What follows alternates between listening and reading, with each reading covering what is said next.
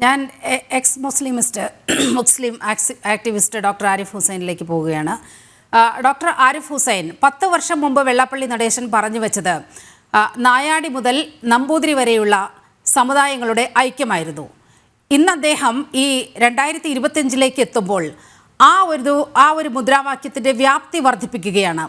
കേരളത്തിൽ നിലനിൽക്കുന്ന കഴിഞ്ഞ 10 വർഷമായി ഇവിടുത്തെ ഭൂരിപക്ഷ സമുദായം അഭിമുഖീകരിക്കുന്ന ചില പ്രശ്നങ്ങളുണ്ട്.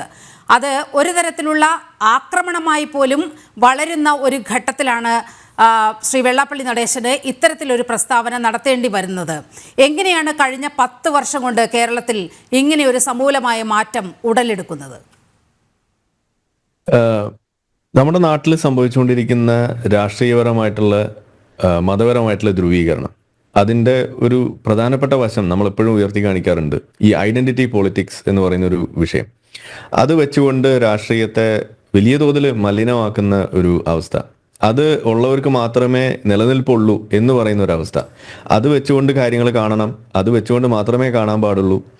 അതിന് എതിരായി വരുന്ന രീതിയിൽ ഒരു വിഷയം വന്നു കഴിഞ്ഞാൽ അവിടെ ഒന്നും ചെയ്യില്ല, മൗനം മാത്രമാണ് എന്നുള്ളതൊക്കെ നമ്മൾ സ്ഥിരമായിട്ട് കാണുന്നു, അതിനെ വിമർശിക്കുന്നു. ഇപ്പോൾ ഇവിടെ സൂചിപ്പിച്ച പോലെ മുനമ്പം വിഷയത്തിലും അതുപോലെ പല വിഷയങ്ങളിലും, മുനമ്പം വിഷയം വലിയൊരു ഉദാഹരണമാണ്. വഖഫ് നിയമവുമായി ബന്ധപ്പെടുത്തി നമ്മൾ പറയുന്നു. അതായത് നിയമസഭയിൽ ആ വിഷയത്തെക്കുറിച്ച് വരുമ്പോൾ അവിടെ പറയുന്നത് എന്താണ്? ഇത് വഖഫുമായിട്ട് ബന്ധമില്ല എന്ന് പറയാൻ വേണ്ടിയിട്ട് ശ്രമിക്കുക, ഇത് വഖഫ് ഭൂമി അല്ല എന്ന് പറയാൻ വേണ്ടിയിട്ട് ശ്രമിച്ചുകൊണ്ട് നടക്കുന്ന ഒരു കാഴ്ചയും, അത് കഴിഞ്ഞിട്ട് നിയമസഭയിൽ ഏകപക്ഷീയമായ ഒരു സർവകക്ഷി എന്നുള്ള രീതിയിൽ തന്നെ രണ്ട് പ്രതിപക്ഷവും അതുപോലെ തന്നെ ഭരണപക്ഷവും ഇതിനെതിരെ നിലപാടെടുക്കുക, വഖഫ് നിയമത്തിനെതിരെ, അതിൻ്റെ അമെൻമെന്റിനെതിരെ. എന്നിട്ട് ഇപ്പുറത്ത് വന്നിട്ട് അതിനെക്കുറിച്ച് പറയുന്നു, അവർക്ക് ഒപ്പമാണെന്ന് പറയാൻ വേണ്ടിയിട്ട് ശ്രമിക്കുന്നു. പക്ഷെ അത് കൈവിട്ടു പോകുന്ന ഒരവസ്ഥ ഇതാണ് നമ്മളൊക്കെ കണ്ടത്. എന്താണ് അതിൻ്റെ കാരണം? അവിടെ പ്രതിസ്ഥാനത്ത് വരുന്നത് ഒരു പ്രത്യേക മതവും അവരുടെ ഐഡന്റിറ്റി പൊളിറ്റിക്സും അവരുടെ നിയമങ്ങളും മാത്രം ആവുമ്പോൾ അവിടെ ചില നിയമങ്ങൾ, ചില രീതികൾ അവിടെ അവലംബിക്കേണ്ടി വരികയാണ്. ചിലപ്പോൾ മൗനം തന്നെ വേണ്ടി വരുന്നു. ഇതാണ് അവിടെ സംഭവിക്കുന്നത്. ഇതൊന്നും കണ്ടിട്ട് തിരിച്ചറിയാതെ നിൽക്കുന്ന ഒരു കാലഘട്ടം, ഇതൊന്നും കണ്ടാൽ മനസ്സിലാകാത്ത ഒരു കാലഘട്ടം, അതൊക്കെ കഴിഞ്ഞു എന്നുള്ളതാണ് ആദ്യം ഈ രാഷ്ട്രീയം കൊണ്ട് നടക്കുന്ന ആളുകൾ മനസ്സിലാക്കേണ്ടത്.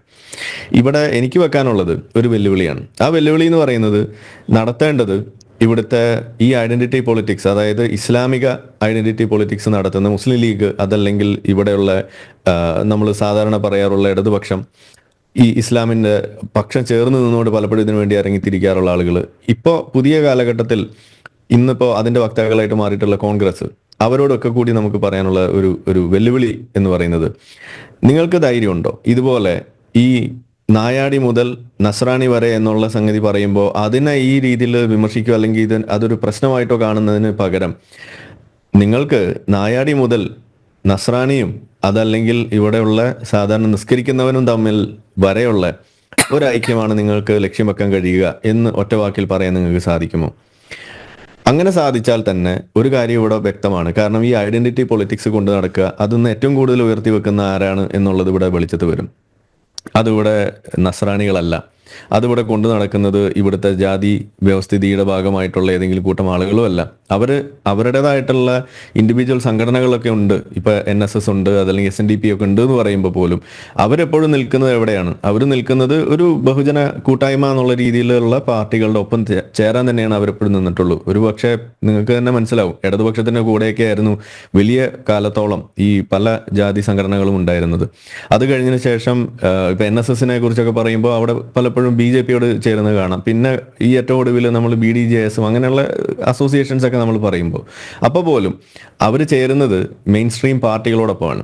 അങ്ങനെ നിന്നുകൊണ്ട് തന്നെയാണ് കാര്യങ്ങൾ ചെയ്യുന്നത്. എന്നാൽ ഇവിടെ നമ്മൾ കാണുന്നത് ഇന്ത്യയുടെ രൂപീകരണം അടക്കമുള്ള വിഷയത്തിലേക്ക് നമ്മൾ പോയി കഴിഞ്ഞാൽ എപ്പോഴും ഒരു മുസ്ലിം ലീഗ് എന്ന് പറഞ്ഞുകൊണ്ട് മാറി നിൽക്കുക, എന്നിട്ട് അതിൻ്റെ ഭാഗമായിക്കൊണ്ട് രാഷ്ട്രീയ ബലപേശൽ നടത്തുക. ഇത് കാലങ്ങളായിട്ട് നമ്മൾ കണ്ടുകൊണ്ടിരിക്കുമ്പോൾ അത് അവസാനിപ്പിച്ചുകൊണ്ട് ഈ മെയിൻ സ്ട്രീം പാർട്ടികളിൽ നിങ്ങൾക്ക് ഭാഗമായിക്കൊണ്ട് എല്ലാവരുടെയും ഐക്യം ഉറപ്പാക്കിക്കൊണ്ട് ഈ ഐഡന്റിറ്റി പൊളിറ്റിക്സ് മാറ്റി വെച്ചിട്ട് ജനങ്ങളുടെ നന്മയും നാടിൻ്റെ നന്മയുമാണ് ലക്ഷ്യമെന്നുള്ള രീതിയിൽ വെച്ച് കാര്യങ്ങൾ ചെയ്യാൻ സാധിക്കുമോ എന്നതാണ് നമുക്ക് ചോദിക്കാനുള്ളത്. കാരണം അങ്ങനെ ചെയ്താൽ തന്നെ നമ്മുടെ നാട്ടിൽ വലിയൊരു പ്രശ്നം തന്നെ തീരുന്നതാണ് ഞാൻ പറയാം. ഈ രാഷ്ട്രീയത്തിൽ ഈ മതം കലർത്തുകയും അതുപോലെ തന്നെ ഈ വളർന്നു വരുന്ന ചേരി തിരിഞ്ഞിട്ടുള്ള ഈ മതം പറഞ്ഞിട്ടുള്ള ഈ കമ്മ്യൂണൽ ആയിട്ടുള്ള കാര്യങ്ങളും എല്ലാം പരിഹരിക്കുന്നതിന് പോലും വഴിവെക്കുന്ന ഒരു കാര്യമാണത്.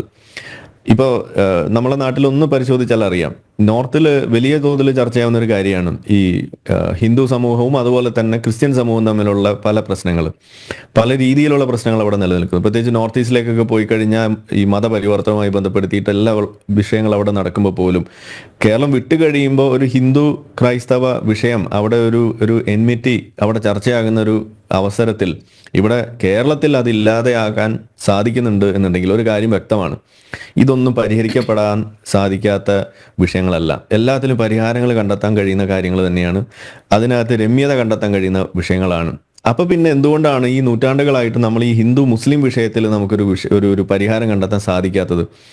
അതിൽ ആരാണ് വില്ലിങ് ആകാത്തത് എന്നതാണ് നമ്മളെപ്പോഴും ചോദിക്കേണ്ടി വരുന്നത്. അവിടെ ആ ചോദ്യം അഡ്രസ്സ് ചെയ്യാൻ പോലും, അങ്ങനെ ഒരു ചോദ്യം ഉയർത്താൻ പോലും സാധിക്കാതെ നിൽക്കുകയും പകരം അവിടെ ഐഡന്റിറ്റി പൊളിറ്റിക്സ് വെച്ചുകൊണ്ട് ഇതുപോലെ നടക്കുന്ന ആളുകളെ അവരെ അതിന് പ്രേരിപ്പിക്കുന്ന രീതിയിലേക്ക് കാര്യങ്ങൾ ചെയ്തു വെക്കുകയും അതാണ് ശരിയെന്ന് തോന്നിപ്പിക്കുന്ന രീതിയിൽ നിരന്തരം കാര്യങ്ങൾ പറഞ്ഞു വെക്കുകയും നിയമനിർമ്മാണത്തിൽ ഏർപ്പെടുകയും അതിനെ ശക്തിപ്പെടുത്തുകയും ചെയ്യുമ്പോൾ ഇത് വെറും ഒരു തരത്തിൽ പറഞ്ഞാൽ സമൂഹത്തിൽ ഈ ഐഡന്റിറ്റി പൊളിറ്റിക്സോ അല്ലെങ്കിൽ ഇസ്ലാമിക വൽക്കരണത്തെയോ അനുകൂലിക്കുന്നു എന്നതിനപ്പുറത്തേക്ക് അടിസ്ഥാനപരമായിട്ട് സെക്യുലറിസം എന്ന് പറയുന്ന ആശയത്തെ തന്നെയാണ് കുഴിച്ചുമൂടുന്നത്.